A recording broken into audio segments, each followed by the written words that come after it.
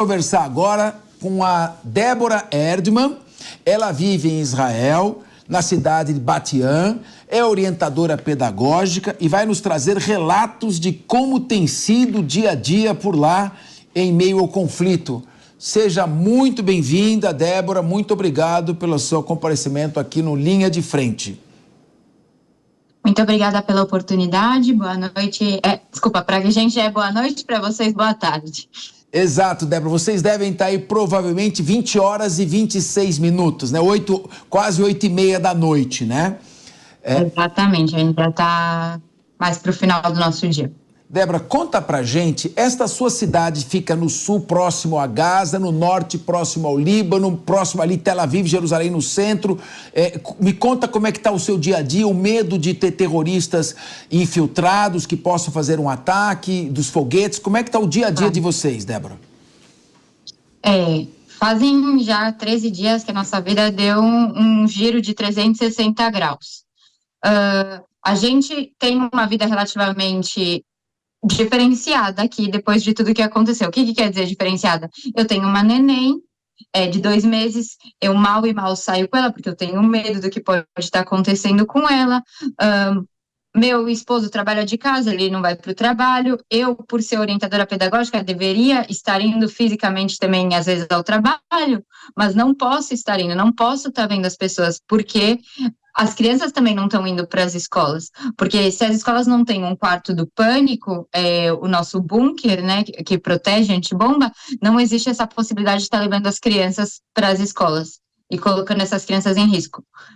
Só a partir dos 3 anos que tem esse quarto antibomba, né, esse quarto do pânico, que as crianças estão podendo ir para as escolas, e os menorzinhos não. Ô, Débora, você que mais que eu gosto? Não, eu tinha te perguntar o seguinte, é uma curiosidade, que aqui no Brasil nós andamos com carro com vidro blindado nas grandes cidades, mas não temos ainda bunker dentro das casas. Como é que funciona um bunker? Você tem na sua residência? Como é que isso funciona? Como é que você corre para lá e se abriga? Conta um pouco, para a gente ter um pouco de noção do drama que vocês estão vivendo. Vou explicar para vocês. A partir de 92, criou-se uma lei em Israel que todo prédio, todo apartamento deve ter um bunker, ok? Antes disso, em 68, depois da Guerra dos 6 Dias, foi criada uma nova lei que todo prédio tem que ter um bunker embaixo. Por conta do meu prédio ser antigo, no meu caso, eu não tenho esse quarto antibomba na minha casa, então o que acontece? Quando a gente ouve a sirene, para a gente correr para o abrigo, na minha cidade eu tenho 2 minutos para ir para um lugar seguro, o que é recomendado ou eu vou para escadas do prédio, que é o lugar mais seguro, porque as paredes são mais grossas, ou eu teria que descer 4 andares para o abrigo antibomba, né, o bunker coletivo. Só que por eu morar no 4º andar, ter uma neném, e aí, durante as escadas, você vê outras crianças, idosos, gestantes, todo tipo de gente, fica muito complicado descer esses 4 andares em 2 minutos com o neném na mão. Então, a gente acaba ficando no quarto antibomba, nas escadas, perdão. Débora, o Mano Ferreira, nosso jornalista aqui, vai fazer uma pergunta para você. Então, todo mundo muito preocupado com a situação que vocês estão passando. Com certeza. Boa noite, Débora. Certeza. Obrigado por estar conversando com a gente. Eu queria aproveitar a tua formação como orientadora pedagógica e perguntar como tem sido lidar com o emocional das crianças nesse contexto, né? Porque a gente está falando de uma alteração completa da rotina, né? Você falou que as crianças não estão indo para a escola, ou seja, como é a forma mais adequada para diminuir o trauma, para lidar com o emocional das crianças nesse contexto agora? Mano, muito obrigada pela sua pergunta, porque realmente é o maior desafio. Antes da gente preparar essas crianças, a gente tem que estar preparando os adultos. Por quê? Porque é o adulto que vai transmitir a tranquilidade para essa criança. Ele sempre tem que explicar o que está acontecendo, que está acontecendo um conflito dentro do país, mas ele tem que entender que a criança, o lugar dela é um lugar de abrigo e de apoio. E a família, a escola vai dar esse apoio e esse suporte. O que a gente tenta explicar para a criança é que está tendo um conflito, e aí muitas crianças perguntam, mas quem está vencendo? Quem está vencendo? E o nosso papel é dizer, no conflito não tem lado que vence, os dois lados saem perdendo. Na guerra, os dois lados saem perdendo. E uma coisa muito importante para a criança, a gente tenta trazer o lúdico durante esse conflito. O que é trazer o lúdico? Então, por exemplo, uma criança mais velha vai se preparar para o quarto do abrigo, ela vai colocar garrafas d'água lá, ela vai colocar os brinquedos dela. Crianças menores, a gente vai incentivar elas a fazer desenhos e a gente vai enviar para os soldados, porque os nossos soldados aqui em Israel não são soldados que recebem para fazer isso, eles são os nossos irmãos, os nossos tios, os nossos parentes, vizinhos, então a gente acaba mandando desenhos.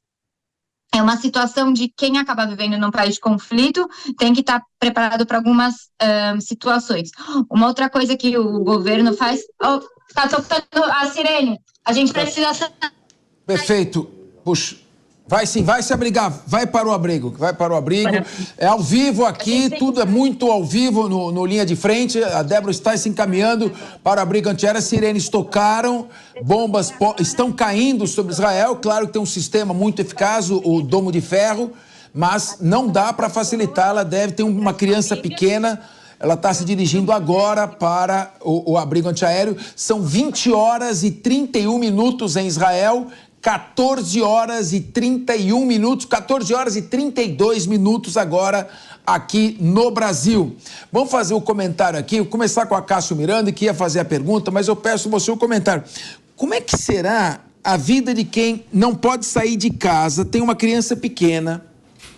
O Mano colocou muito bem o estresse que estão passando essas crianças dentro de casa, a pessoa não pode sair para fazer uma compra, você não sabe se vai ter uma bomba explodindo num supermercado, você não sabe se vai ter um terrorista atacando. Como mexe isso com os nervos da população e como, Cássio, isso repercute na cabeça dos soldados que vão fazer incursão terrestre? Porque imagine ele fazendo incursão terrestre e vendo que um parente seu não pode sair, pode morrer. E para manter um equilíbrio naquele momento, por mais profissional que seja o Exército de Israel, é muito complicado. Dá um panorama, você que é especialista. Atenção, ela está relatando, pode colocar no ar, o que está acontecendo aí agora, Débora, por favor, nesse momento. Tá viu? Escutaram o boom? Não escutamos. Teve uma explosão aí? Houve uma explosão? Acabou de ter a primeira explosão, às vezes pode ser que tenha mais uma, depende de quantos mísseis são atirados. É importante dizer que Israel já recebeu mais de 6.700 mísseis e a gente só não teve tantos acidentes e tantas mortes porque a gente tem a proteção que chama domo de ferro. É uma proteção caríssima que a gente paga com os nossos impostos para poder se sentir protegido no país. Agora a gente está esperando os 10 minutos para poder voltar para casa. Débora, a Cássio vai fazer uma pergunta. Agora, mesmo com o domo de ferro, não dá para ficar totalmente tranquilo quando toca uma sirene, porque o domo não é infalível. Não ouvir que tá muito barulho. Então, vamos rodar agora, Débora, o vídeo que você mandou do domo de ferro. O domo funcionando e neutralizando o míssil que foi disparado contra Israel. No momento em que entrevistávamos a Débora, soou a sirene, mísseis caindo sobre Israel. O sistema de defesa antiaérea chamado Domo de Ferro funcionou. Ela tem um vídeo aqui, se a produção tiver, pode colocar no ponto para quem está acompanhando a Jovem Pan. Olha o míssil caminhando. Olha o míssil indo em direção a Israel. O sistema Domo de Ferro são como os mísseis Patriot. A única taxa de acerto do sistema de defesa é de 92%, né? Bom, quer dizer que de cada 100 mísseis, 8 caem.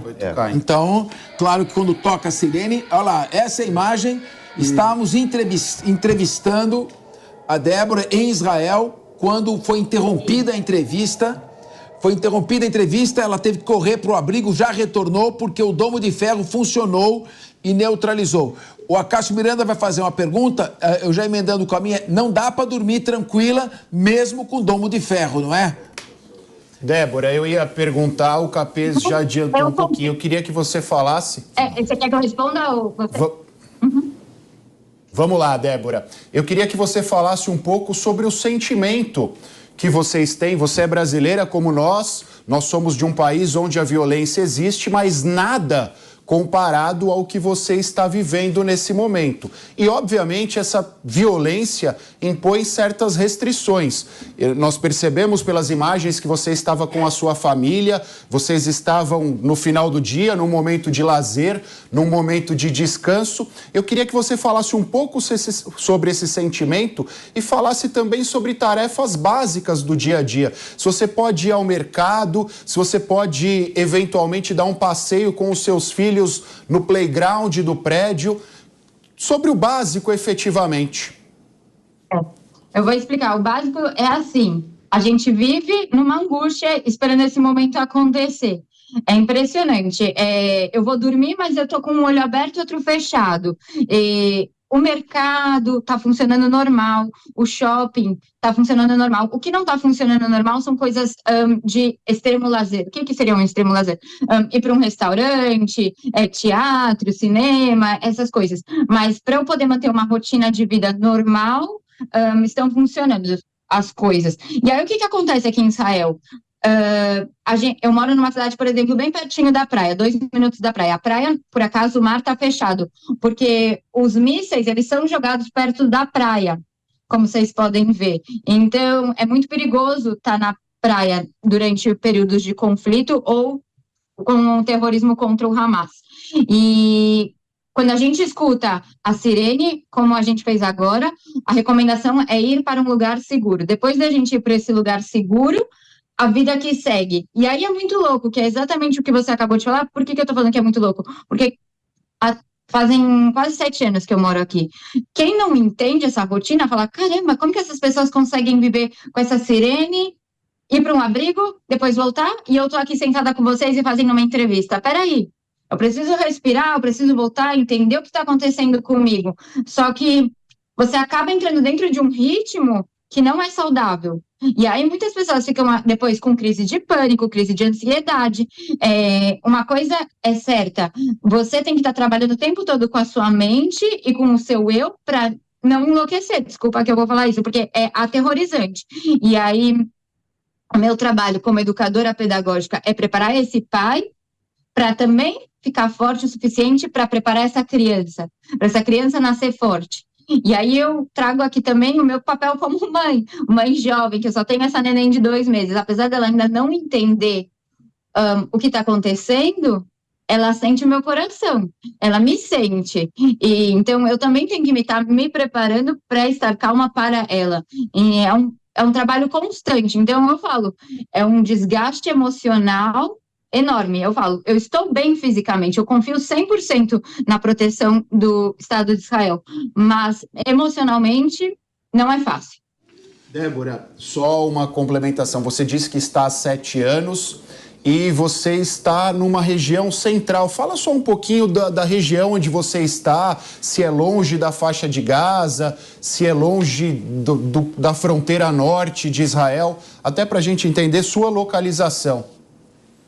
Claro, eu estou a 7 quilômetros de Tel Aviv e 52 quilômetros da faixa de Gaza. Eu estou bem longe da faixa de Gaza, mas de Tel Aviv eu estou relativamente perto. E o que eu estou querendo contar para vocês? O lugar que eu estou se chama Central, é a parte do Dan.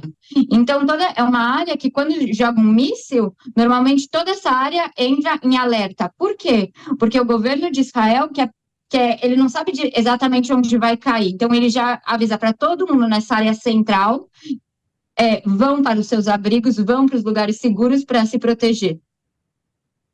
O Paulo Nicolini vai fazer uma palavra. O Acácio me orientava o seguinte: você está longe da faixa de Gaza, mas ao alcance dos bombardeios. Paulo Nicolini, a sua pergunta para a Débora. Débora, boa noite para você, boa tarde aqui no Brasil. Primeiro, meus sentimentos por todo o povo israelense, por tudo isso que vocês estão passando. Eu tenho 2 questões para fazer para você, né? A primeira delas, como que foi no dia do ataque, né? O que você fez? Como que você recebeu a informação? Qual foi o sentimento que vocês tiveram? Imagino que os piores. E segundo, passou pela sua cabeça em algum momento voltar para o Brasil com a sua família? Você chegou a ter esse tipo de pensamento? Se você conhece outras pessoas que mudaram de ideia, começaram a voltar para o Brasil, como que está sendo por aí, por favor? Vou contar. No dia 7 de outubro, às 6, eu estava com a minha neném. Como eu já falei algumas vezes, ela tem 2 meses, então ela acorda de madrugada, às 5 da manhã eu já tô com ela. E aí eu tava terminando de trocar a fraldinha dela, tava brincando com ela, de repente começa a ouvir a sirene. E eu nem acreditei que aquilo era real no primeiro segundo. E aí, de repente, eu pego, acordo, chamo meu marido, chamo minha família pra vir, vem, rápido, é sirene, é rápido. E aí a gente corre pras escadas, porque é o local que a gente tem que ficar.